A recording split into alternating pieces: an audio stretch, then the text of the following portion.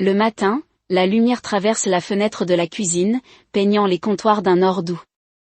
Je suis assis à table dans notre maison de Crestwood, une tasse de café me réchauffe les mains, la vapeur s'enroule comme une promesse tranquille. C'est mon anniversaire aujourd'hui, mais cela ne me semble pas encore spécial. Juste un autre mardi dans le Massachusetts, avec le monde qui se réveille. Dehors, la maison bourdonne à son rythme habituel, le léger crépitement de la radio qui joue du jazz dans le salon, le parfum des bougies à la lavande que ma femme a allumées avant de partir travailler et le bruit lointain des pas de notre fille. À l'étage, je prends une gorgée de café, fort et noir, comme je l'aime, et jette un coup d'œil à la pile de motifs de jardin sur la table. En tant qu'architecte paysagiste, je passe mes journées à dessiner les rêves des gens, des pelouses parfaites, des allées sinueuses, des parterres de fleurs qui fleurissent comme s'ils racontaient une histoire. Aujourd'hui, cependant, mon esprit est à moitié là, à moitié à la dérive. Je m'appuie sur la chaise, le bois grince sous moi, et je pense à quel point les anniversaires sont devenus calmes. Quand j'étais enfant, c'était des ballons bruyants, des cousins qui couraient partout, ma mère criant à tout le monde de s'installer avant que le gâteau ne sorte. Aujourd'hui, à 42 ans, c'est différent. Ma femme est à l'école privée où elle enseigne, probablement en train de disputer des élèves de 5e année pour obtenir des roses soignées. Notre fille, âgée de 10 ans et qui grandit plus vite que je ne peux le suivre, se prépare pour l'école, probablement à la recherche de son sac à dos violet préféré. Le calme ne me dérange pas, même s'il y a quelque chose d'honnête là-dedans, comme l'apparence d'un jardin avant de commencer à creuser, plein de potentiel mais sans trop d'efforts. L'horloge sur le mur indique 8 heures. Je devrais me mettre au travail mais je m'attarde à feuilleter mes croquis. Il y a un projet pour un client à Newton, un jardin avec trop d'ombre a besoin de plantes à faible luminosité et peut-être d'une petite fontaine. Je prends une note sur les fougères, puis je fais une pause lorsque j'entends le ruisseau de la porte d'entrée s'ouvrir à l'étage. Des pas résonnent dans les escaliers, rapides et légers, et je souris intérieurement. Ma fille fait irruption dans la cuisine, les cheveux un peu en bataille, une chaussette remontée plus haut que l'autre. « Papa, as-tu vu mon livre de mathématiques ?» demande-t-elle, sa voix brillante mais teintée de cette précipitation matinale. Je montre le comptoir où il est enfoui sous une pile de ses crayons de couleur. Elle sourit, l'attrape et ressort en criant « Je t'aime » par-dessus son épaule. La porte claque et je me retrouve à nouveau seule, le jazz remplissant le silence qu'elle a laissé derrière elle. Je me lève, m'étire et porte ma tasse jusqu'à l'évier. La cuisine est propre, comme toujours. Le contact de ma femme. Elle a cette façon de faire en sorte que tout semble ordonné, comme si le monde était censé s'emboîter. Juste ainsi. Je rince la tasse, la pose sur le support et me dirige vers mon bureau au bout du couloir. C'est une petite pièce, juste assez grande pour un bureau, une étagère et une fenêtre qui donnent sur l'érable de notre cour avant. Les feuilles commencent à devenir rouges et les oranges s'installent. Je m'installe au bureau, prends mon ordinateur portable et commence à peaufiner. La conception de Newton. Les lignes et les formes s'assemblent sous mes doigts un peu comme par magie, même si je ne le dirai jamais à voix haute. C'est juste du travail, mais c'est un travail que j'aime. Vers midi, la sonnette de la porte me fait perdre ma concentration. Je fronce les sourcils, n'attendant personne. La radio joue encore un solo de saxophone. Cela rend la maison plus douce. Et je me dirige vers la porte d'entrée. Mes chaussettes restent silencieuses sur le bois dur. À travers la vitre, je vois une camionnette de messagerie garée sur le trottoir, le chauffeur étant déjà à mi-chemin. Sur le porche se trouve une petite boîte blanche, pas plus grande qu'une assiette, avec une fenêtre en plastique transparent sur le dessus. Je le ramasse, le poids léger dans mes mains, et le ramène à l'intérieur. La boîte est froide au toucher et lorsque je la pose sur le comptoir de la cuisine. Je vois ce qu'il y a à l'intérieur, un gâteau au chocolat, glacé et lisse, avec de délicats tourbillons sur les bords. C'est simple mais beau, comme quelque chose que l'on verrait dans la vitrine d'une boulangerie. Sous le ruban se trouve une note pliée manuscrite et un script en boucle soigné. Je le libère et lis, « Joyeux anniversaire, Julien. Mangez autant que vous le pouvez, Melinda. » Je ris en secouant la tête. La sœur de ma femme fait toujours quelque chose d'inattendu. Elle est pâtissière, ou du moins elle essaie de diriger son propre petit travail de restauration après des années passées à alterner entre les emplois.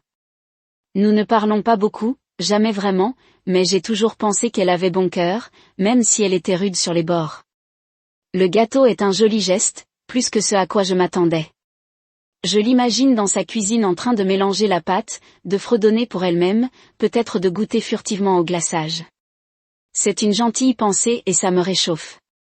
Comme le café plus tôt, j'ouvre la boîte et l'odeur me frappe, un cacao riche, un soupçon de vanille, le genre de parfum qui donne faim même si on vient de manger. J'ai envie d'en couper une tranche en ce moment, mais je me suis arrêtée. Ma femme et ma fille voudront le partager ce soir. Faites-en un petit moment. C'est ainsi que nous faisons les choses ensemble. Aussi petit soit-il, semble-t-il. Je porte le gâteau au réfrigérateur et le glisse sur l'étagère du milieu à côté d'un carton de lait et de quelques restes. Il n'a pas l'air à sa place, ce petit dessert parfait, dans notre réfrigérateur ordinaire, mais je l'aime bien là-bas. Une surprise nous attend. Je ferme la porte et retourne à mon bureau. La note toujours dans ma main, je la pose sur le bureau à côté de mon ordinateur portable et la consulte une dernière fois avant de me replonger dans le travail. Le jazz à la radio passe à quelque chose de plus lent, une mélodie de piano qui donne l'impression d'envelopper la maison dans une couverture. Dehors, l'érable se balance dans la brise et je pense au rire du dîner de ce soir, peut-être à une bougie ou deux sur ce gâteau. Ce n'est pas grave, mais c'est suffisant. Les anniversaires n'ont pas besoin d'être bruyants pour avoir de l'importance. Je prends mon crayon, je recommence à dessiner et je laisse la journée se dérouler, tranquillement et régulièrement, comme je l'aime. La soirée enveloppe la maison comme une douce couverture, le genre de calme qui s'installe après une longue journée. Je suis dans la salle. Doucement. Je hoche la tête, l'attirant près. Le meilleur, dis-je et le pense. Nous nous tenons là la nuit, en nous enroulant autour de nous et je sais que ce qui va ensuite, nous y ferons face ensemble, toujours ensemble. Manger et je mets la table pour le dîner, le tintement des assiettes se mêlant au bourdonnement du four qui chauffe. Mais c'est toujours mon anniversaire. Le café et les créations du matin semblent avoir eu lieu il y a une semaine. Le jazz d'avant a disparu, remplacé par le murmure sourd de la télévision dans le salon, où ma fille est pelotonnée en train de regarder un dessin animé sur des animaux qui parlent. Je souris intérieurement, pliant des serviettes, en pensant à quelle vitesse elle grandit, 10 ans déjà, avec des opinions sur tout, des garnitures de pizza à la couleur que devrait être notre prochaine voiture. Ma femme est dans la cuisine en train de remuer quelque chose qui sent le romarin et l'ail, les cheveux attachés, les manches retroussées. Je l'aperçois à travers l'embrasure de la porte et ma poitrine se réchauffe. Nous sommes mariés depuis 12 ans et elle donne toujours l'impression que l'ordinaire compte. J'entre dans la cuisine pour attraper le pichet d'eau et elle me regarde avec un sourire fatigué. « Tu n'es pas censé m'aider le jour de ton anniversaire, dit-elle d'une voix légère mais ferme. Je hausse les épaules, m'appuyant contre le comptoir. C'est mal de rester assis.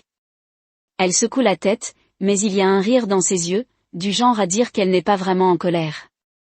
Je remplis le pichet, l'eau, en gloussant doucement, et je pense à la façon dont nous avons toujours été comme ça, avançant ensemble, comblant les vides. Le dîner n'a rien d'extraordinaire ce soir, poulet rôti, purée de pommes de terre, haricots verts, simple mais bon. Je n'ai pas besoin d'une grande fête ni d'une pile de cadeaux, juste nous trois autour de la table. Quand la nourriture est prête, j'appelle notre fille et elle bondit vers son siège, le nez un peu rouge à cause d'un rhume. Elle s'est battue.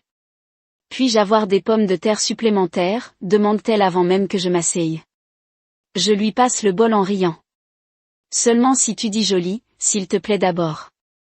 Elle lève les yeux au ciel mais le dit, et nous rions tous. Le son remplissant la pièce comme la lumière du soleil.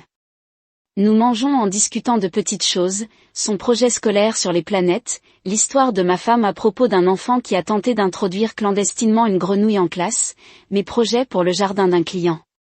C'est facile, confortable, le genre de conversation qui soude une famille. Je prends une bouchée de poulet, savourant la façon dont il se désagrège et je pense à la chance que j'ai d'avoir cette vie, cette maison, ces gens. Après avoir débarrassé les assiettes, je me souviens du gâteau dans le réfrigérateur, celui que la sœur de ma femme m'a envoyé ce matin. Je suis prêt à l'attraper, mais ma fille renifle et s'essuie le nez avec sa manche. Ma femme fronce les sourcils et touche son front. Tu as un peu chaud, dit-elle, avec la voix de son professeur. Peut-être qu'on devrait sauter le dessert ce soir. Laisse-toi te reposer. Notre fille gémit, mais j'acquiesce. Mieux vaut prévenir que guérir, dis-je, même si je suis un peu déçu. J'attendais avec impatience ce glaçage au chocolat, de voir ses yeux s'illuminer quand nous le couperons demain. Puis j'ajoute en lui ébouriffant les cheveux. Elle grogne mais ne résiste pas, ce qui me dit qu'elle ne se sent pas bien. Je me dirige quand même vers le réfrigérateur juste pour m'assurer que le gâteau est en sécurité et je le glisse sur l'étagère avec un petit sourire. Il est toujours là, parfait et attend comme une promesse pour demain. Plus tard, pendant que ma femme met notre fille au lit, je m'assois sur le canapé, mon téléphone sonnant sur la table basse. C'est un texto de la sœur de ma femme datant d'il y a quelques jours, mais j'avais oublié de répondre. N'oubliez pas que celui-ci est fait avec amour. Je souris en l'imaginant dans sa cuisine encombrée, une fleur sur son tablier, jurant peut-être quand le glaçage n'a pas pris. Elle a toujours été un peu mystérieuse pour moi, divorcée, élevant seule 2 enfants, toujours à la recherche de la prochaine grande pause avec sa pâtisserie. Nous ne parlons pas beaucoup et quand nous le faisons, c'est poli mais raide, comme si nous essayions tous les deux trop fort. Pourtant, le gâteau était une délicate attention. Je tape une réponse rapide, compris, ça a l'air incroyable. Merci, et appuyez sur envoyer en ressentant une petite lueur de gratitude. La famille, c'est compliqué, mais de tels gestes donnent l'impression que cela en vaut la peine. Je m'appuie contre le coussin du canapé qui s'enfonce sous moi et je pense à elle un instant. Elle a eu des moments difficiles, des problèmes d'argent, un divorce compliqué, ses enfants toujours un peu plus sauvages que les nôtres lors des dîners de famille. La mère de ma femme ne la laisse jamais oublier, laissant tomber des commentaires sur de mauvais choix ou un potentiel gaspillé. J'ai trop souvent entendu ces conversations, vu à quel point elle la faisait rétrécir. Ma femme essaie d'arranger les choses, mais c'est comme mettre un pansement sur un os cassé. Je ne la connais pas assez bien pour y remédier, mais j'ai toujours ressenti un léger respect pour elle. La façon dont elle continue de cuisiner, continue de se présenter. Le gâteau en est la preuve, un petit et doux défi. Les escaliers coulent et ma femme descend, le visage doux mais fatigué. Elle est éteinte comme une lumière, dit-elle en se laissant tomber sur le canapé à côté de moi. J'enroule un bras autour d'elle, l'attirant plus près, et elle pose sa tête sur mon épaule. La télé passe toujours une publicité sur l'assurance automobile, mais nous ne la regardons pas vraiment. Bon anniversaire, demande-t-elle, sa voix étouffée contre ma chemise. J'acquiesce en embrassant le haut de sa tête. Le meilleur. Pourtant, ce n'est pas un mensonge, même sans le gâteau. Nous sommes assis là, la maison s'installant autour de nous, le réfrigérateur bourdonnant faiblement dans la cuisine. Je pense à la note qui accompagnait le gâteau, mange autant que tu peux, et je ris intérieurement. C'est tellement son truc à dire, audacieux et un peu effronté, comme si elle me mettait au défi d'en profiter. Je n'ai pas besoin d'en manger ce soir pour me sentir rassasié. Ce moment, cette chaleur, cette vie, ça suffit. Nous restons ainsi jusqu'à ce que l'horloge dépasse 10 heures, puis montons à l'étage, le jour se referme derrière nous. Je me brosse les dents, enfile un pyjama et me couche, le matelas s'affaissant sous mon poids. Ma femme est déjà à moitié endormie, sa respiration est lente, et même moi, je reste là à regarder le plafond, la lueur du réverbère glissant à travers les stores, le gâteau toujours dans mon esprit, une petite chose idiote qui semble plus grosse qu'elle ne devrait. Je ne sais pas pourquoi c'est si important. Peut-être parce que c'est un cadeau, peut-être parce que c'est une surprise. Quoi? Qu'il en soit, je suis content qu'il nous attend là. Je ferme les yeux, laisse la journée s'écouler et m'endormir, en pensant au glaçage au chocolat et aux possibilités de demain. Le lendemain matin est plus doux que mon anniversaire, comme si le monde respirait profondément. Je suis dans la cuisine en train de verser du café dans ma tasse préférée, celle avec la poignée ébréchée que ma fille a choisie lors d'une foire artisanale il y a des années. La maison est calme, juste le léger tic-tac de l'horloge et le bourdonnement du réfrigérateur me tiennent compagnie. Ma femme est déjà partie travailler, sa voiture est sortie de l'allée avant que le soleil ne soit complètement levé et notre fille est à l'école, probablement en train de griffonner dans les marges de son cahier. Au lieu d'écouter son professeur, je prends une gorgée, le café, amer et chaud, et m'appuie contre le comptoir, regardant par la fenêtre. Le jardin est un désordre de feuilles mortes, rouges et dorées s'entassant sous le chêne. Je devrais les ratisser plus tard, mais pour l'instant, je me contente de rester ici, laissant la journée s'apaiser. Je pense au dîner d'hier soir, au rire, à la façon dont la main de ma femme a touché la mienne sur le canapé.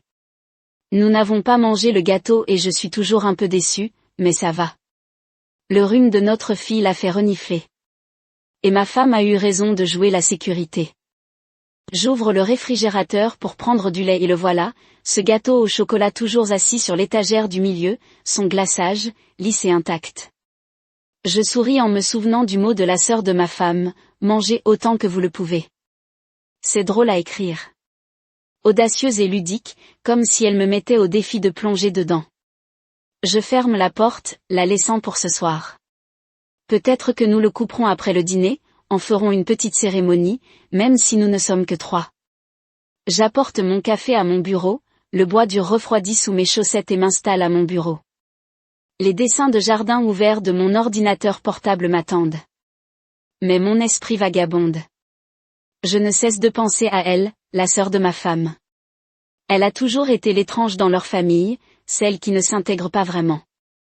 Ma femme est l'enfant en or, organisée, qui réussit, l'enseignante que tout le monde aime, la maman qui se souvient de chaque événement scolaire. Sa sœur, cependant, elle est différente, divorcée, se débrouillant avec son entreprise de boulangerie-pâtisserie, élevant 2 enfants gentils mais un peu rudes sur les bords. J'ai vu la façon dont les gens parlent d'elle lors des réunions de famille, en particulier la mère de ma femme. Ce n'est jamais vraiment cruel, mais ce sont des petits coups durs sur sa vie compliquée, ses mauvaises décisions, son ex-mari qui l'a laissé sans rien. J'ai toujours ressenti une pointe de sympathie pour elle. Même si nous ne sommes pas proches, elle essaie. Tu sais ce gâteau dans le frigo. C'est la preuve de ça. Je secoue la tête, essayant de me concentrer sur mon travail. Je dessine un dessin pour le jardin d'un client, commence à dessiner des arbustes, mais mes pensées continuent de dériver. Je me souviens de la première fois que je l'ai rencontrée il y a des années lors de notre fête de fiançailles. Elle était en retard, ses cheveux un peu ébouriffés, sa robe froissée, mais elle avait ce rire fort, sans excuse, qui rendait la pièce vivante. Ma femme était gênée, je pouvais le dire, mais je l'ai tout de suite aimée. Pas vraiment, j'ai juste vu quelqu'un qui n'avait pas peur d'être elle-même, même si cela ne correspondait pas à l'idée de perfection de la famille. Au fil des années, cependant, je l'ai vue faner un peu comme une fleur trop ombragée. Le divorce, les difficultés financières, la façon dont ses enfants sont critiqués parce qu'ils parlent trop fort, tout cela l'épuise. Je ne la connais pas assez bien pour en dire beaucoup, mais j'ai toujours pensé qu'elle méritait mieux que la main qui lui a été donnée. Le téléphone sonne, me tirant d'affaire. Je regarde l'écran et vois le nom de la mère de ma femme. J'hésite. Puis je reprends en me préparant, « Bonjour », dis-je en gardant la voix. Même elle lance directement, « Non, bonjour, non, comment vas-tu ? Je ne peux pas croire que tu n'as rien fait pour ton anniversaire. » Dit-elle d'un ton sec, comme si je l'avais personnellement offensée. Un homme de votre âge avec une famille comme la vôtre devrait organiser une véritable fête, pas seulement un dîner tranquille à la maison. Je me penche en arrière sur ma chaise en me pinçant l'arête du nez. Elle est comme ça, parfois insistante, toujours en comparaison, en voulant toujours plus.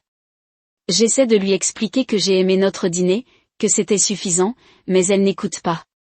Vous savez qui d'autre ne s'embêtait pas avec les anniversaires, dit-elle d'une voix, laissant tomber son ex-mari, toujours trop occupé, trop égoïste.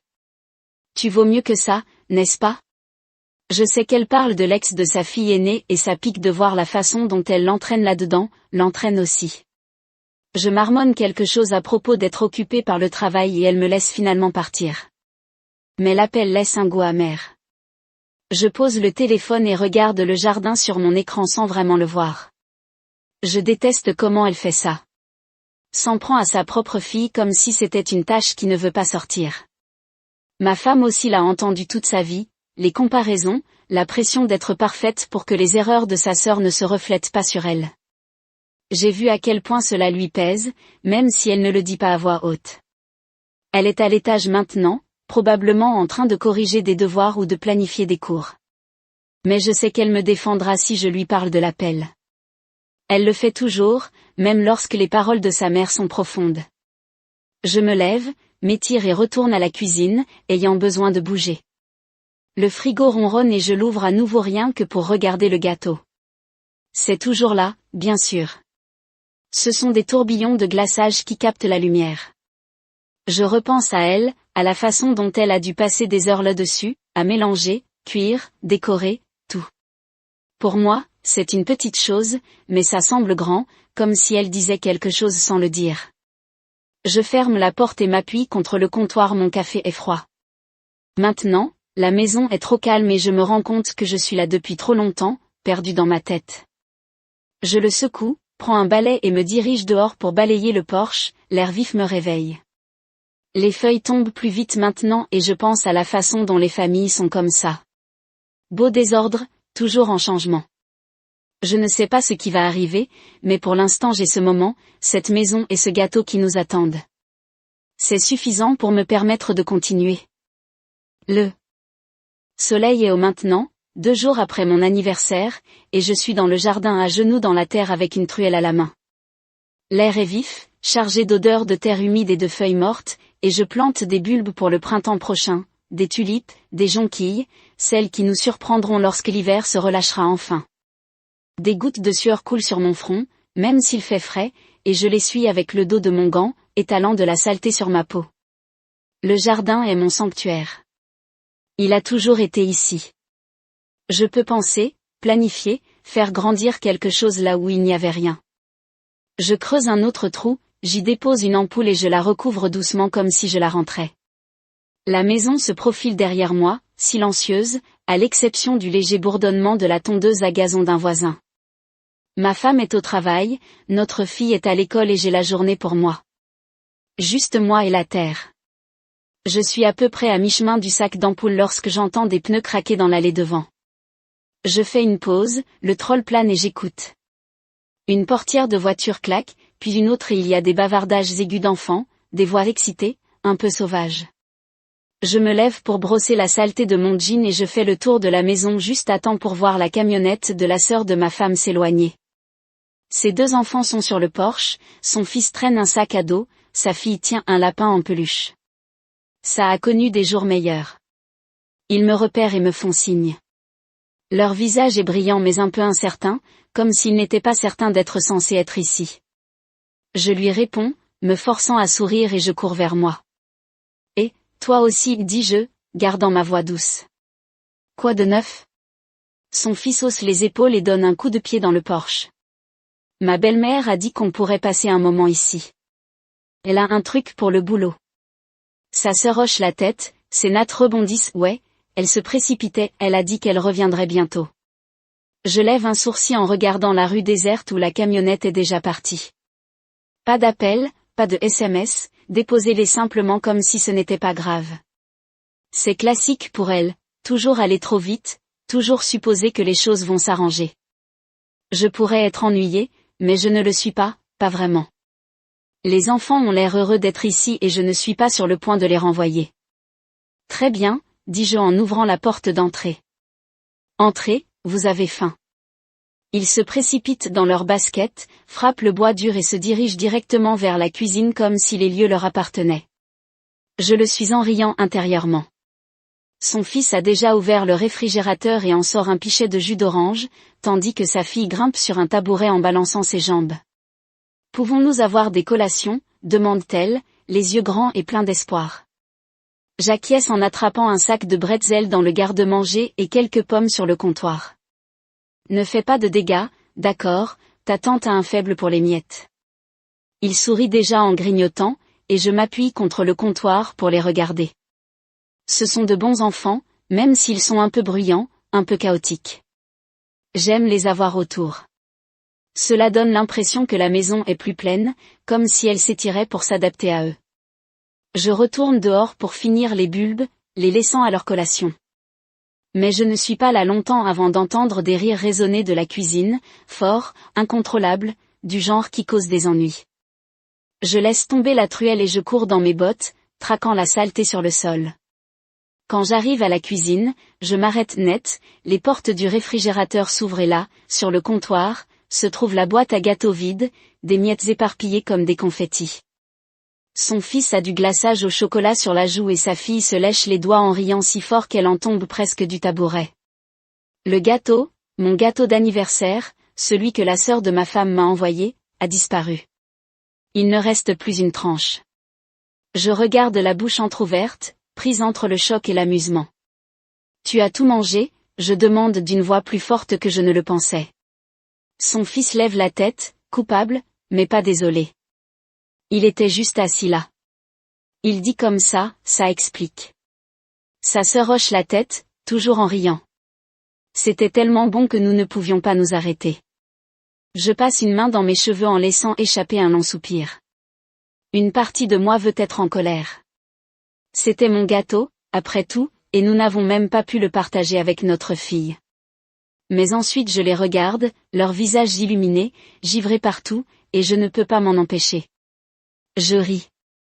Cela commence petit, puis augmente jusqu'à ce que je secoue la tête, m'appuyant contre le comptoir pour rester stable. Vous êtes incroyables tous les deux, dis-je. Mais il n'y a pas de chaleur dedans.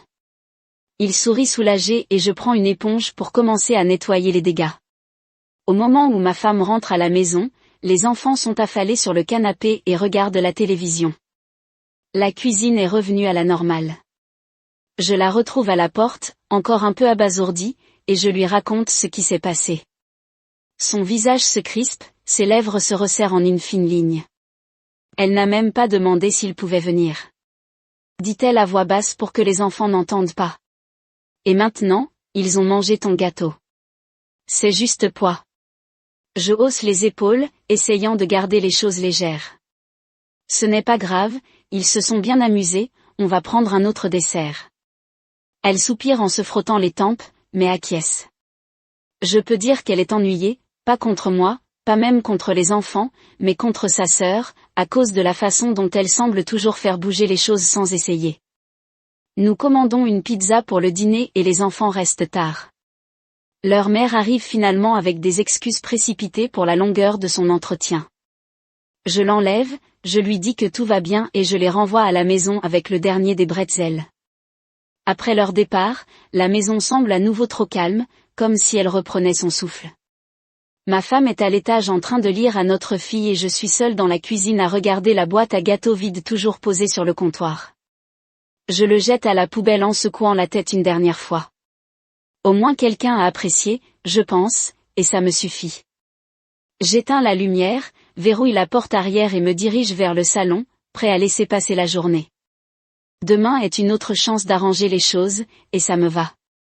La lumière du matin s'infiltre à travers la fenêtre du bureau, douce et grise, comme si le monde n'avait pas encore décidé quel genre de journée il voulait vivre. Je suis à mon bureau, une nouvelle tasse de café fumant à côté de moi, l'odeur m'enracinant lorsque je parcours mes emails. C'est le lendemain du jour où les enfants de la sœur de ma femme ont attaqué notre cuisine et démoli mon gâteau d'anniversaire. Et j'en rigole encore, même si ma femme n'est pas ravie. La maison est calme, notre fille est à l'école, ma femme a dit son travail d'enseignante et je suis seule avec mon travail, esquisser un nouvel aménagement de jardin pour un client à Concorde. Le crayon gratte les lignes de papier formant des allées et des parterres de fleurs, mais je n'y pense qu'à moitié. Je n'arrête pas de penser à ces enfants, à leurs visages givrés et barbouillés, à la façon dont ils riaient, comme s'ils avaient réussi un grand braquage. C'était un bon moment, brouillon mais réel. Je m'appuie sur ma chaise, étire mes bras et jette un coup d'œil à mon téléphone.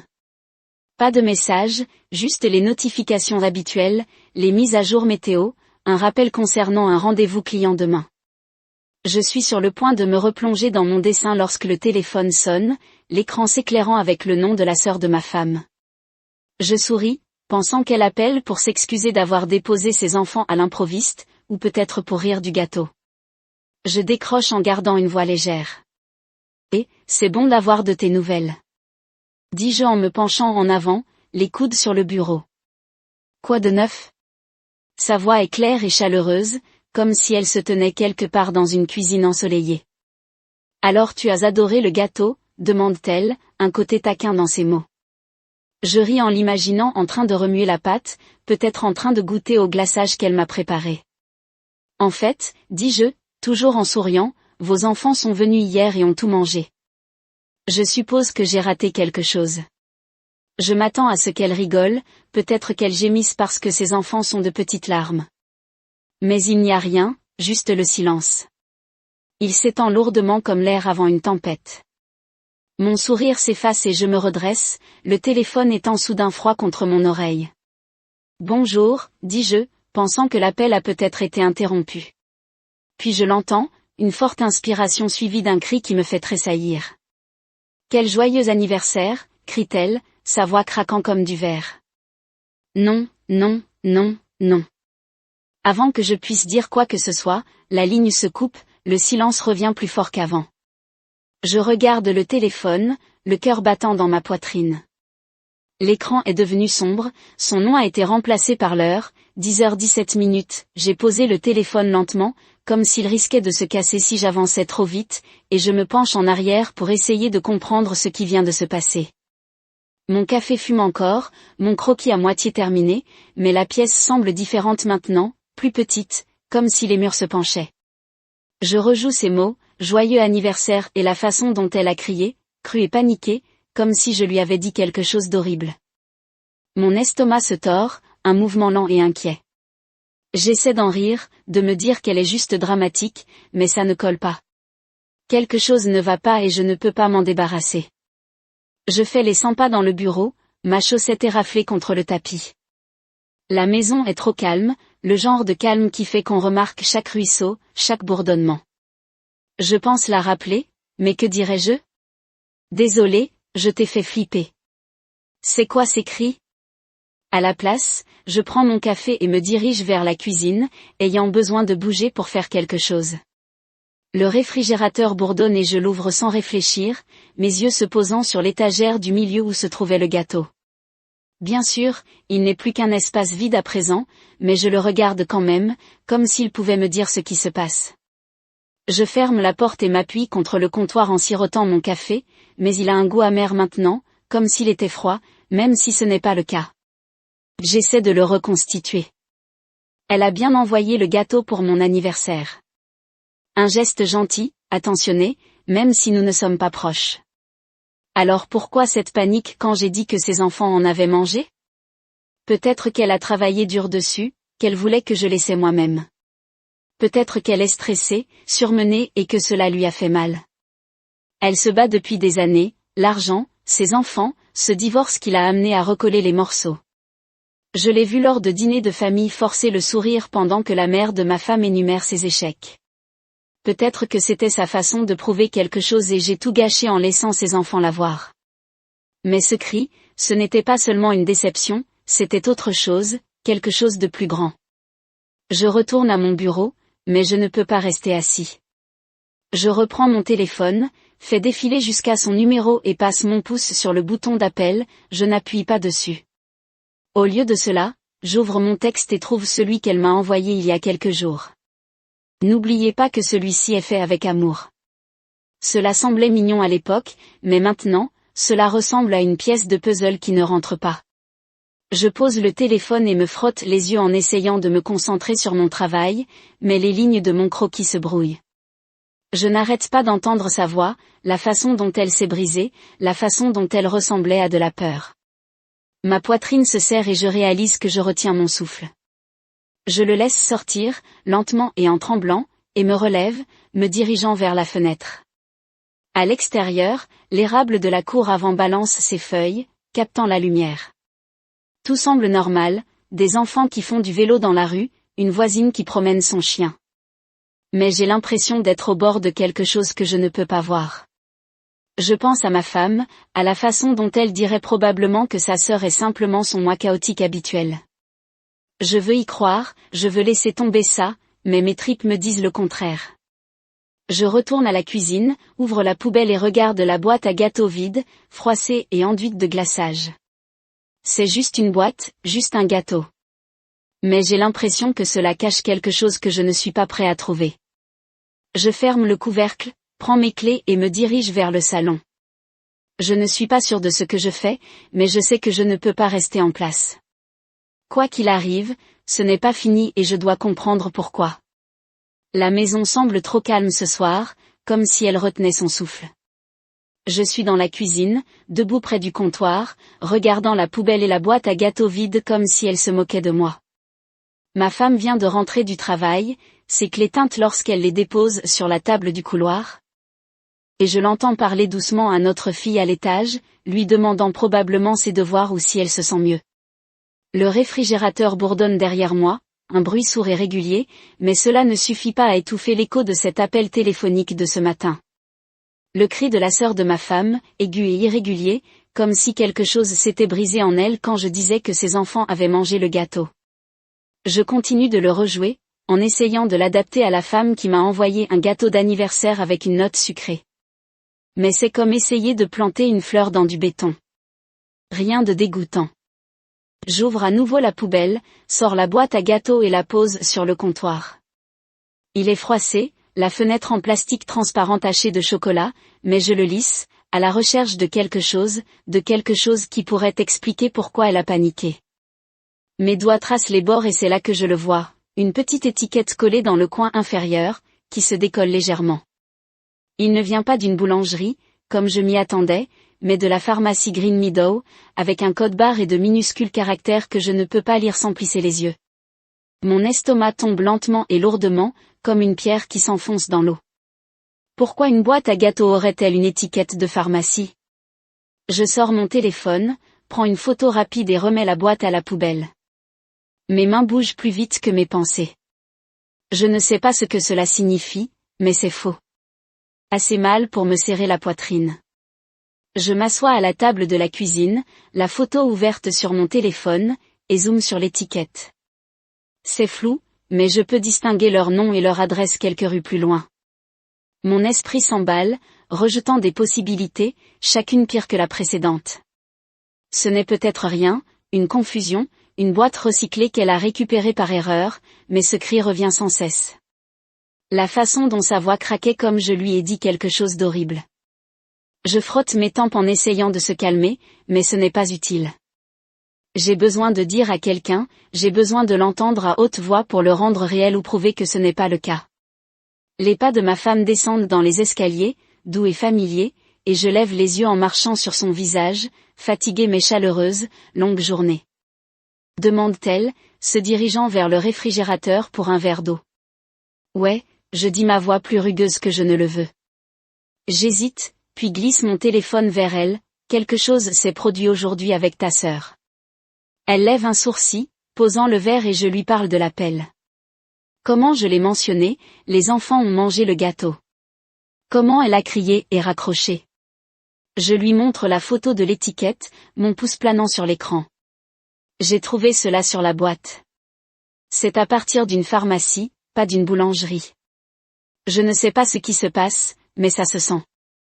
Elle fronce les sourcils, s'appuyant, regarde, ses fronts froissants comme il le fait lorsqu'elle classe un papier qui ne s'additionne pas. C'est bizarre, dit-elle, mais sa lumière de son ton comme si elle l'avait déjà rejeté. Elle est probablement juste stressée. Vous savez comment elle obtient, toujours en faisant un gros problème à partir de rien. Je hoche la tête, voulant être d'accord, mais le nœud dans mon intestin ne se détachera pas. Peut-être que je dis, mais je ne suis pas convaincue. Je peux voir qu'elle ne l'est pas non plus. Pas complètement, mais elle est fatiguée et je ne veux pas la pousser à s'inquiéter quand je ne sais même pas de quoi je m'inquiète. Elle ramasse son verre, prend une gorgée et change le sujet, posant des questions sur ma journée, mon travail. Je réponds sur le pilote automatique, mon esprit toujours sur cette étiquette qui crie l'espace vide dans le réfrigérateur où le gâteau était le dîner. Vient Eva Spaghetti, le favori de notre fille, avec ses bavardages sur un projet scientifique. Mais je ne suis qu'à moitié là, ma fourche se déplaçant à travers les mouvements pendant que mes pensées tournent. Après avoir nettoyé, notre fille se dirige vers sa chambre pour lire et ma femme s'installe sur le canapé avec une pile de papier à noter. Je ne peux pas m'asseoir encore. Je prends mon téléphone et me glisse dans le bureau, fermant doucement la porte. Les photos sont toujours ouvertes, l'étiquette me regardant comme une question à laquelle je ne peux pas répondre. J'essaie de travailler à dessiner un chemin de jardin, mais les lignes sortent tordues et j'abandonne en jetant le crayon. Je continue de penser à elle, la sœur de ma femme, sur la façon dont elle a toujours été celle qui ne correspond pas, celle qui donne les regards latéraux au dîner de famille. Je n'ai jamais été proche d'elle, mais je l'ai vue essayer, l'a vue apparaître avec des desserts. Elle a passé des heures, même quand tout le monde est trop occupé, la jugeant à remarquer que le gâteau était censé être l'un de ces moments, n'était-ce pas? Alors pourquoi l'étiquette de la pharmacie? Pourquoi la panique? J'ouvre mon ordinateur portable, tape la pharmacie de Prairie Verte dans la barre de recherche et fais défiler les résultats, les heures, les critiques, une carte la pivotant au bord de la ville. Rien d'utile, juste les trucs habituels. Je me penche en arrière en regardant le plafond et je pense à l'appeler à nouveau, mais l'idée me fait tourner l'estomac. Que dirais-je? Pourquoi tu cries? Qu'y a-t-il avec la pharmacie? C'est trop grand, trop direct, comme entrer dans quelque chose pour lequel je ne suis pas prêt. Au lieu de cela, je texte à un ami qui travaille dans le commerce de détail pour demander si les étiquettes de pharmacie sur les boîtes alimentaires sont normales. Il répond, rapide, bizarre, mais pourrait être une boîte réutilisée. Vérifier les petits caractères, je zoome à nouveau sur la photo, mais les imprimés trop petits et mes yeux brûlent de regarder trop longtemps. L'horloge passe au-delà de 9 ans et je me rends compte que je suis là depuis trop longtemps. Je ferme l'ordinateur portable, je empoche mon téléphone et je me dirige vers le salon. Ma femme est toujours en train de classer son stylo, se déplaçant dans des rayures régulières. Elle lève les yeux, sourit, mais je peux dire qu'elle est épuisée. Ça va, demande-t-elle et je hoche la tête, forçant un sourire en retour. Je pense juste que je dis, et laisse-le là. Je m'assois à côté d'elle, la télévision vacillant avec une émission qu'aucun de nous ne regarde et essaie de le laisser partir, d'essayer de croire. Ce n'est rien d'autre que les étiquettes qui m'ont brûlé l'esprit et ce cri. Il sonne encore dans mes oreilles, assez fort pour me garder éveillé longtemps après que la maison soit tombée sombre. L'air du matin mord à mes jointures alors que je saisis le volant en traversant les rues tranquilles de Crestwood. Il a à peine dépassé 8 dans la ville, se réveillant toujours, les marcheurs de chiens, les fourgons de livraison, les enfants qui se précipitent à l'école avec des sacs à dos rebondissent. Je me dirige vers Green Meadow Pharmacy, l'étiquette de la boîte à gâteaux d'hier, brûlant un trou dans mon esprit, ma femme au travail, notre fille à l'école, et je suis censé être dans mon bureau en esquissant des conceptions de jardin. Mais je ne peux pas me concentrer, pas après ce cri au téléphone, pas après avoir trouvé cette étiquette de pharmacie où une boulangerie aurait dû être. La photo toujours sur mon téléphone, nichée dans ma poche comme un secret que je ne veux pas porter. Je ne sais pas ce que je cherche, mais j'ai besoin de réponses, quelque chose pour donner un sens au malaise qui tourne mon instinct depuis que la sœur de ma femme m'a raccroché. Pharmacy est au bord de la ville, un petit bâtiment en briques à côté d'une station-service. Son signe s'estompa mais assez brillant pour repérer. Je m'arrête dans le lot, me gare près de l'entrée et je m'assois un instant, le moteur coche en refroidissant. Mes mains sont moites et je les essuie sur mon jean, me disant que ce n'est rien. Juste un arrêt rapide pour clarifier les choses. Peut-être que l'étiquette est un coup de chance, une boîte réutilisée, comme mon ami l'a suggéré. Peut-être que sa réaction n'était que du stress, comme l'a dit ma femme. Mais au fond, je sais mieux. Ce cri n'était pas un stress. C'était panique, brute et réelle, et je ne peux pas secouer la sensation que je suis tombée sur quelque chose que je n'étais pas censée voir. Je prends mon téléphone, vérifie la photo une fois de plus et me dirige à l'intérieur. Les carillons de porte et l'air sans le déstraquer à l'air antiseptique et bon marché. Un greffier est derrière le comptoir, Young peut-être 20 ans, faisant défiler sur son téléphone. Il regarde, hoche la tête et retourne à son écran. Je me promène dans les allées, je ne sais pas par où démarrer mes bottes érafforant le linoleum. Il n'y a pas de mélange à gâteau ici, pas de glaçage, juste des étagères de vitamines, de bandages et de médicaments en vente libre. Je m'arrête près du comptoir de la pharmacie à l'arrière où une femme plus âgée dans une couche blanche trie les ordonnances. Mon cœur bat et je me sens ridicule, comme si je jouais au détective dans un mauvais film, mais je monte quand même.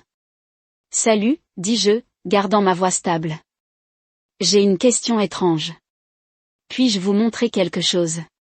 Elle lève les lunettes, glissant le nez et hoche la tête. Je retire mon téléphone, ouvre la photo de l'étiquette et la maintienne. C'était sur une boîte à gâteaux. Quelqu'un m'a donné. C'est d'ici, non? Toute idée de la raison pour laquelle elle plisse les yeux à l'écran, puis tape quelque chose dans son ordinateur, ses doigts rapidement et précis. C'est l'un de nos étiquettes, dit-elle, son ton est important. On dirait un ramassage de la semaine dernière. Je ne peux pas partager les détails des clients, mais je peux vérifier les images de sécurité si c'est un problème. Ma bouche va sec et je hoche la tête, je ne sais pas ce que j'espère. Elle disparaît dans une arrière-salle et je me tiens là, les lumières fluorescentes bourdonnant au-dessus de la tête, mon pouls fort dans mes oreilles. Elle est de retour dans quelques minutes, son visage neutre. Des images montrent une femme qui ramasse une commande, les laxatifs et un mélange de gâteaux, de l'argent payé, c'est tout ce que je peux dire. Le mot laxatif frappe comme un coup de poing et je sens que l'air laissait mes poumons. Je la remercie, ma voix fonctionne à peine et je sors le carillon. Derrière moi dans la voiture, je m'assois les mains sur la roue en regardant le tableau de bord. Laxatif et mélange de gâteaux. Je sais ce que c'était maintenant. Le savoir dans mes os. Elle ne me faisait pas simplement cuire un gâteau, elle l'a lassé pour me rendre malade, pour m'humilier. Mon anniversaire, mon moment, s'est transformé en farce, cruelle. Je rentre chez moi en silence, la radio, la vérité s'installant comme Frost. Quand je monte dans l'allée, la maison a l'air trop normale, trop calme, comme si elle me mentait. Je me dirige à l'intérieur, je laisse tomber mes clés sur le comptoir et je vais directement à la poubelle, retirant à nouveau la boîte à gâteaux. Je le regarde, la tache glaçant le label de pharmacie, et je ressens une vague de nausée. Cela n'a rien à voir avec manger quoi que ce soit. Je coule dans une chaise de cuisine, mon téléphone lourd dans ma poche. Je ne veux pas faire ça, je ne veux pas y faire face, mais je dois le faire. Je lui envoie un texto. Nous devons parler ce soir. Aucune explication, pas de question, juste ces mots. J'ai frappé, envoyé et attends, mes doigts tapotant la table, l'horloge cochant trop fort. La journée s'éloigne, chaque heure plus lourde que la précédente. J'essaie de travailler, mais mes croquis sortent mal, PS bouclant nulle part. Ma femme rentre à la maison, notre fille qui traîne derrière elle, et je me reste silencieuse, pas prête à leur dire les restes du dîner, et je prends ma nourriture, mon esprit ailleurs. Lorsque la sonnette sonne juste après le coucher du soleil, je sais que c'est elle. J'ouvre la porte et elle est là, les yeux pâles, rouges, comme si elle n'avait pas dormi. Ma femme est à l'étage avec notre fille lisant des histoires au coucher, et je ne veux pas d'eux ici pour ça. Je hoche la tête vers la cuisine et elle suit ses pas lentement, comme si elle se dirigeait vers une guillotine. Nous nous asseyons à la table, la boîte à gâteaux entre nous, comme des preuves dans un procès. Je retire mon téléphone, je lui montre la photo de l'étiquette et je lui dis ce que le greffier de la pharmacie a dit, laxatif, mélange de gâteaux. Elle sur les images son visage froissant, mais elle ne le nie pas. Je me penche en avant, ma voix basse, stable, bien que je tremble à l'intérieur. Pourquoi? C'est tout. Je demande un mot, car c'est la seule chose qui compte. Elle couvre son visage avec ses mains, ses épaules tremblantes, et quand elle parle, sa voix est petite, brisée. Ce n'était pas censé être dangereux. Elle dit, juste assez pour t'embarrasser un peu. Tu es le mari doré, le parfait. Je voulais juste que quelqu'un sache ce que ça fait quand tout va mal. Je m'assois, les mots frappant plus fort que ce à quoi je m'attendais. Je veux être en colère, vouloir crier, mais tout ce que je ressens est lourd, comme si je portais ce moment sans le savoir. Je la regarde, je regarde vraiment et je vois le poids qu'elle porte, 2 ans s'accumuler jusqu'à ce qu'il se répand en quelque chose de moche. La cuisine est silencieuse, juste le réfrigérateur fredonnant, et je me rends compte que ce n'est pas seulement pour moi, ce n'est pas seulement un gâteau. Il s'agit d'elle, à propos de nous, d'une famille qui se brise depuis longtemps. Je ne sais pas quoi dire, alors je suis assis là à laisser ces paroles s'installer, sachant que nous n'avons pas encore fini. La cuisine se sent plus petite ce soir, l'air épais de mots qui ne se sont pas installés. Je suis assis à la table mes mains à plat sur le bois, fixant la sœur de ma femme en face de moi. Son visage est de STRE avec des larmes, les yeux rouges et bruts, comme si elle pleurait bien avant qu'elle arrive ici. La boîte à gâteaux froissés est toujours entre nous. C'est une étiquette de pharmacie, un témoin silencieux de ce qu'elle vient d'admettre, qu'elle a lassé mon gâteau d'anniversaire avec des laxatifs, pas pour me blesser mais pour me faire tomber du piédestal. Elle pense que je suis. Ses paroles pendent lourdes. Tu es le mari doré, le parfait. Je voulais juste que quelqu'un sache ce que ça fait quand tout va mal. Je devrais être furieux, je devrais exiger des excuses ou la jeter, mais tout ce que je ressens est un poids profond et douloureux, comme on m'a remis quelque chose de trop grand pour porter seul. Je me penche en arrière sur ma chaise, le bois grincement sous moi et je l'ai laissé parler. Elle tremble maintenant, sa voix basse et instable, comme si elle avait peur de sa propre histoire. Ça a toujours été comme ça. Elle dit, ses doigts tournant le bord de sa manche, ma sœur obtient tout, la maison, l'amour, le soutien. Toi. Je suis le fardeau de la famille, celui qui bousille, celui dont il chuchotait. Elle essuie ses yeux mais plus de larmes viennent et je reste silencieuse, la laissant tout répandre.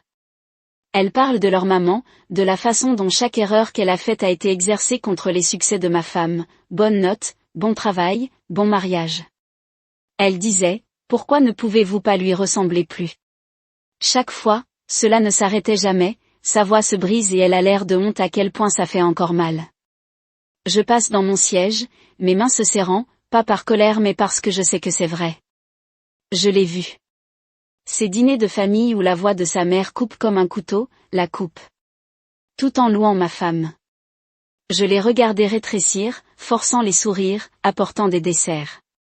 Personne n'apprécie vraiment parce qu'ils sont trop occupés à juger son divorce, ses enfants, sa vie. J'ai toujours pensé que c'était injuste, mais je ne savais pas à quel point il courait de profondeur, comment cela s'était envolé de cela, ce plan pour me rendre stupide, pour craquer l'image parfaite que tout le monde peint de moi et de ma femme.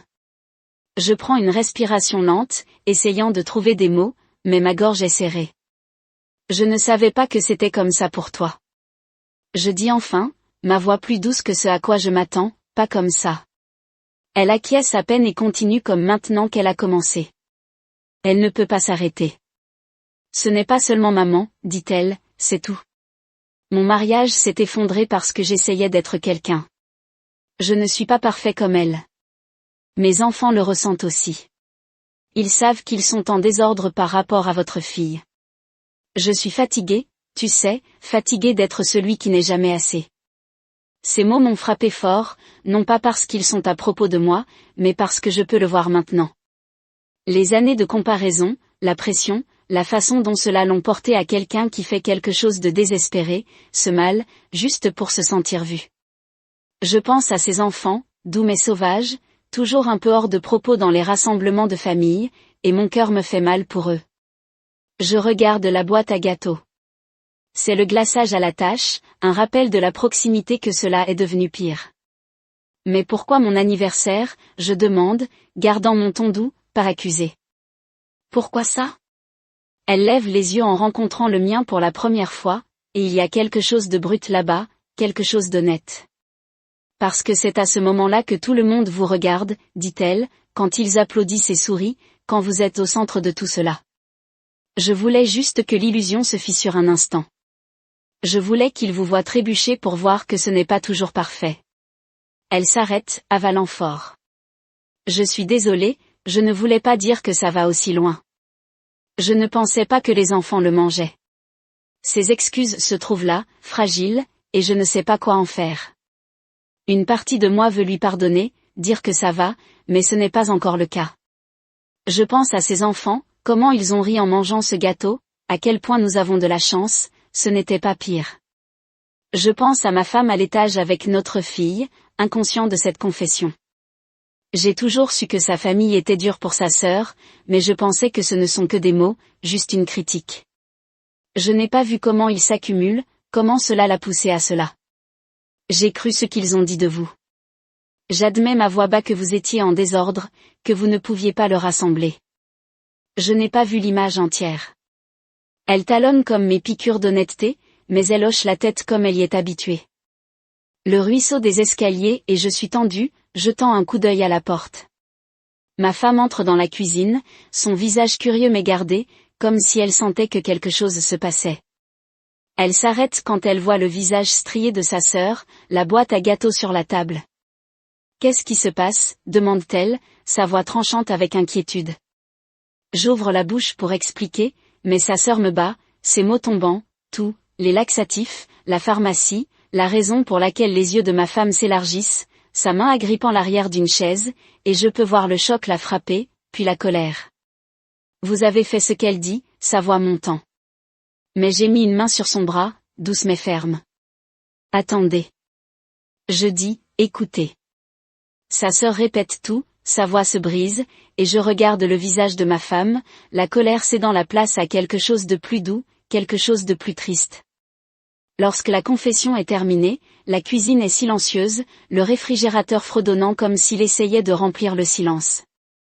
Ma femme s'assoit dans ses mains pliées et regarde sa sœur comme si elle la voyait pour la première fois. Je ne dis rien, laissez-les s'asseoir avec, laissez la vérité s'installer. Je pense à la façon dont nous sommes arrivés ici, des années de petites coupes, des blessures tacites s'accumulaient, jusqu'à ce qu'ils se répandaient en quelque chose de laid. Je pense à ma propre part, comment je laisse ces dynamiques familiales se dérouler sans les remettre en question, comment je n'ai pas vu les dégâts qu'ils faisaient. L'horloge coche et je me rends compte que c'est plus grand que ce soir, plus grand qu'un gâteau. Il s'agit d'une famille fracturée depuis trop longtemps, environ 2 sœurs qui ont été séparées par les attentes. Aucun d'eux ne pouvait se rencontrer. Je n'ai pas les réponses, je ne sais pas comment le réparer, mais je sais que nous ne pouvons pas revenir à faire semblant. Je les regarde tous les deux, ma femme forte mais fatiguée. Sa sœur, brisée mais essayée et ressent une résolution tranquille. Quoi qu'il arrive, nous allons y faire face, mais pas comme avant, pas seul. L'horloge de cuisine passe devant 10. Son rythme constant, le seul son brisant le silence qui s'est installé sur nous. Je suis toujours à table, mes mains reposant sur le bois, mise en douceur des années de dîner et de jus renversés. Ma femme est assise en face de moi, son visage pâle, ses yeux fixés sur sa sœur qui s'effondrait sur sa chaise, l'air plus petite que je ne l'ai jamais vue. La boîte à gâteaux a disparu, jetée à la poubelle, où elle appartient, mais elle s'attarde de façon lourde comme la vérité que nous venons de démêler. La sœur de ma femme a tout admis, l'assage de mon gâteau d'anniversaire avec des laxatifs, pas pour me faire du mal mais pour me faire vaciller, pour salir la photo parfaite dans laquelle nous pensons. Et maintenant nous sommes ici, 3 personnes essayant de comprendre ce qui vient ensuite. La main de ma femme est serrée sur la table et je peux sentir la tempête se brasser en elle, la blessure et la colère prêtes à se répandre. Elle se tient soudainement, sa chaise, grattant le sol et pointe sur sa sœur. Vous devez partir, dit-elle, sa voix tranchante, tremblant de trahison. Je vois la douleur dans ses yeux, la façon dont cela coupe plus profondément qu'elle ne peut le dire, et je comprends. Sa sœur a franchi une ligne, a brisé quelque chose de sacré. Mais je vois aussi la femme en face de moi, brisée à sa manière, portant des années de blessures que nous avons tous ignorées. Je tends la main, touchant doucement le bras de ma femme, ma voix stable, malgré la douleur dans ma poitrine. Ce n'est pas seulement ce qu'elle a fait, je dis en regardant entre eux. Il s'agit de ce que nous avons tous laissé se produire. Elle gèle les yeux, rencontrant les miens et je vois le combat s'écouler. Juste un peu, elle s'enfonce dans sa chaise et je me tourne vers sa sœur, qui regarde la table comme si elle avait peur de bouger. Je prends une profonde inspiration, l'air se sent lourd, comme s'il portait le poids de tout ce qui n'est pas dit. Nous ne pouvons plus faire semblant. Je dis mes mots lents, délibérés, pas après cela. Nous en avons tous fait partie. Les comparaisons de votre maman, la façon dont nous les laissons diviser d'eux, je ne l'ai pas vu clairement jusqu'à présent, mais je le vois et nous devons le réparer. La sœur de ma femme lève les yeux écarquillés, comme si elle ne s'attendait pas à ce que je dise cela, et la main de ma femme se ramollit sous la mienne, ses doigts débordants.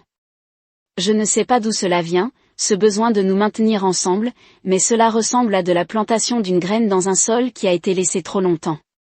Ma femme parle, puis sa voix plus silencieuse, brute. Je suis tellement fatiguée, dit-elle, ne regardant aucun de nous, regardant juste la table, fatiguée d'être celui qui est censé avoir tout ensemble, celui qui est censé rendre tout le monde heureux. Je ne savais pas que c'était si mauvais pour toi. Elle jette un coup d'œil à sa sœur et il y a quelque chose de nouveau dans ses yeux, pas de la colère mais de la reconnaissance, comme si elle la voyait pour la première fois depuis des années. Sa sœur hoche la tête, un petit mouvement tremblant et murmure, « Je ne voulais pas te blesser. » Je ne savais pas comment arrêter de me sentir comme ça. Les mots sont fragiles, mais ils sont honnêtes et je sens que la pièce se déplaçait comme une fissure dans un mur, laissant passer la lumière. Nous parlons, puis parlons vraiment, pour la première fois que je me souvienne. Ma femme admet comment les attentes de leur mère l'ont écrasée, la poussant toujours à être parfaite, pour prouver qu'elle n'était pas comme sa sœur. « Je ne vous ai jamais défendu, dit-elle, sa voix se brise. J'aurais dû, mais j'avais peur de la laisser tomber. » Sa sœur essuie les yeux, secouant la tête.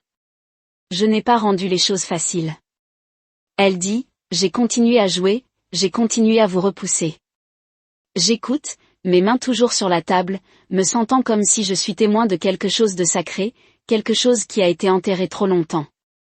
Je pense à ma propre part, comment je suis resté silencieux dans ces dîners de famille, comment je laisse les paroles de leur maman glisser parce que je ne voulais pas bercer le bateau. Je n'ai pas vu comment ils se sont construits, comment ils ont poussé sa sœur à cet acte désespéré. Je parle, ma voix, bas mais ferme. La partie de votre maman en est aussi. Je dis, en regardant ma femme, elle vous opposait pour toujours et nous l'avons laissée. Cela s'arrête maintenant. Il hoche la tête, lent et certain, et je ressens une étincelle d'espoir, petite mais réelle. Nous décidons juste là pour parler à sa maman ensemble, non pas pour se battre, mais pour fixer des limites, pour en dire assez. Ce ne sera pas facile, sa mère têtue, la pince aiguë, toujours prête à défendre son chemin, mais c'est nécessaire, comme élaguer un arbre, pour le laisser grandir. Je peux voir les épaules de ma femme se détendre juste une fraction et sa sœur s'assoit plus droite, comme si elle se souvient de qui elle peut être. La conversation devient plus douce après cela, moins sur le blâme et plus sur la prochaine. La sœur de ma femme parle de ses enfants, de la façon dont elle essaie de leur donner une vie meilleure, même si cela semble impossible. Ma femme partage des histoires de l'école, les enfants qu'elle enseigne, ceux qui lui rappellent l'esprit de sa sœur. Je leur parle de mon jardin, comment je plante des ampoules maintenant pour le printemps, comment vous devez faire confiance qu'ils fleuriront, même lorsque vous ne pouvez pas encore le voir. Ce n'est pas parfait, pas fixe, mais c'est un début, comme tourner le sol avant de planter. Je les regarde, ma femme, forte mais humaine. Sa sœur, imparfait mais se bat, et ressent quelque chose s'installer en moi, une force tranquille. Je ne savais pas que j'avais. L'horloge frappe 11 et nous sommes tous drainés, le genre de fatigué qui vient de porter trop pendant trop longtemps. Sa sœur se tient, son manteau drapé sur son bras et nous regarde comme si elle avait peur que ce moment disparaîtra. Merci, dit-elle, sa voix petite mais claire. Ma femme hoche la tête et moi aussi, sachant que nous n'avons pas fini, sachant que ce n'est que le début. Elle laisse la porte d'entrée en cliquant sur elle, et ma femme et moi nous sommes assis seuls dans la cuisine, le réfrigérateur fredonnant doucement. J'atteins sa main et elle serre les miennes, ses doigts chauds contre ma peau. Nous irons bien, dis-je, et pour la première fois ce soir, je le crois. La maison se sent différente maintenant, pas parfaite mais honnête, comme un jardin après une tempête, désordonné mais prête à grandir. L'air du soir est frais, portant la légère parfum de hamburger grillé et de jasmin fleuri. Alors que je sors de la voiture devant le nouvel appartement de la sœur de ma femme, cela fait 6 mois depuis cette nuit dans notre cuisine lorsque ses confessions sur le gâteau lacé ont craqué des années d'ouverture de blessures enterrées et ce soir ressemble à une étape importante, une nouvelle page que nous écrivons ensemble. C'est encore mon anniversaire, 43 maintenant, et nous sommes là pour célébrer, pas chez nous, pas avec le dîner calme habituel, mais ici dans sa modeste maison avec tout le monde ensemble. Je ferme la portière de la voiture, mes bottes grimpant sur le terrain de gravier et je regarde ma femme à côté de moi, le visage doux et les réverbères brillent. Notre fille est déjà en avant, son sac à dos rebondissant, excitée de voir vos cousins. Je prends la main de ma femme, ses doigts chauds contre le mien, et nous suivons. Le poids du passé est toujours là mais plus léger, comme une ombre qui commence à s'estomper. Nous montons les escaliers jusqu'au 2e étage, la balustrade bancale mais assez robuste, et j'entends des rires se répandre de la porte ouverte, ces enfants, bruyants et joyeux, mélangés avec le cliquetis de la vaisselle. Je me souris en pensant à quel point cela se sent différent de l'année dernière quand un gâteau est devenu un secret qui nous a presque brisés. Ma femme frappe légèrement et sa sœur apparaît, un tablier attaché sur son jean, ses cheveux tirés en arrière mais un peu en désordre, comme si elle cuisinait toute la journée. Tu as fait ça, dit-elle, sa voix brillante, et elle nous tire dans un câlin, un par un, même moi.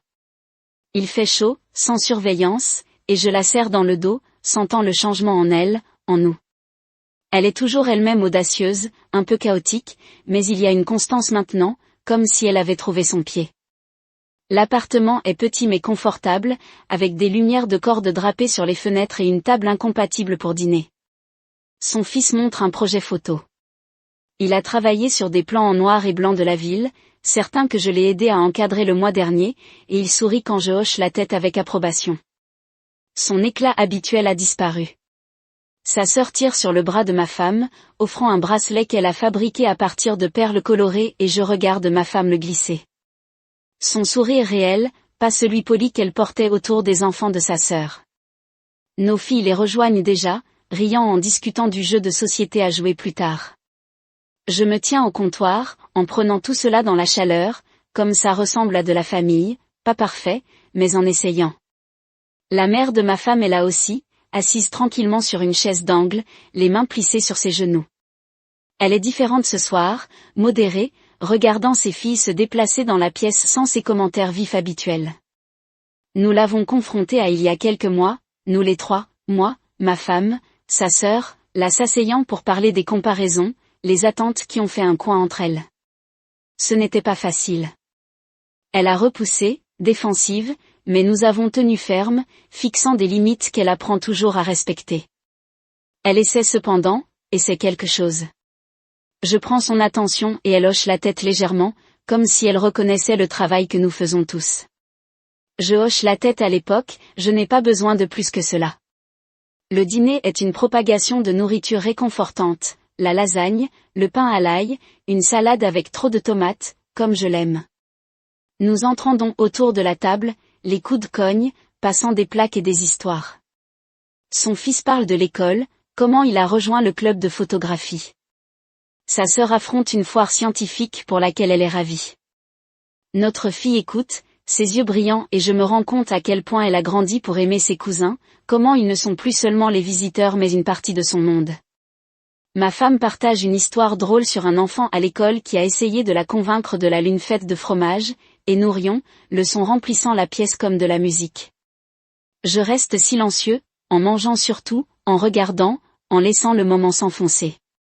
Ce n'est ni fort ni fantaisie, mais c'est suffisant, plus que suffisant. Après avoir effacé les assiettes, sa sœur disparaît dans la cuisine et revient avec un gâteau, une vanille avec un glaçage aux fraises, simple mais belle.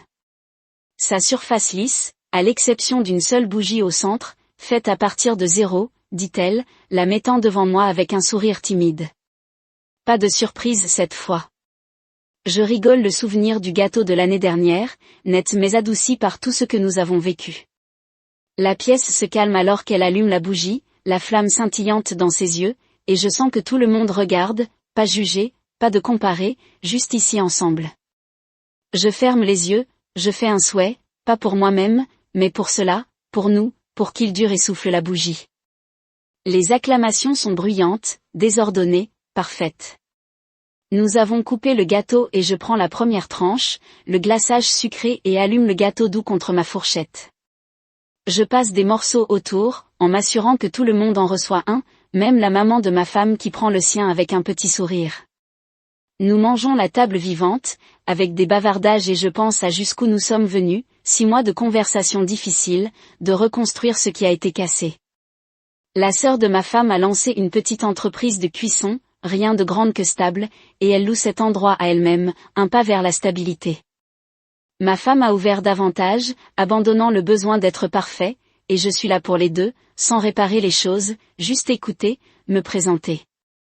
Ce n'est pas un conte de fées, mais c'est réel, comme un jardin après un long hiver, qui commence enfin à fleurir. Alors que la nuit se termine, les enfants s'étalent sur le canapé à jouer, tandis que ma femme et sa sœur nettoient leur voix, douce mais facile, comme des sœurs qui se sont souvenues de comment parler. Je sors vers le balcon, ayant besoin d'un moment pour respirer l'air frais et aiguisé contre ma peau. La ville s'étend sous les lumières scintillantes dans l'obscurité et je pense à l'anniversaire de l'année dernière. Le calme puis brisé par un secret. Celui-ci est plus fort, plus complet, meilleur. J'entends la porte glisser s'ouvrir derrière moi et ma femme sort, son bracelet attrapant la lumière. Elle se penche contre la balustrade, assez près pour que je puisse sentir sa chaleur. « Bon anniversaire » demande-t-elle.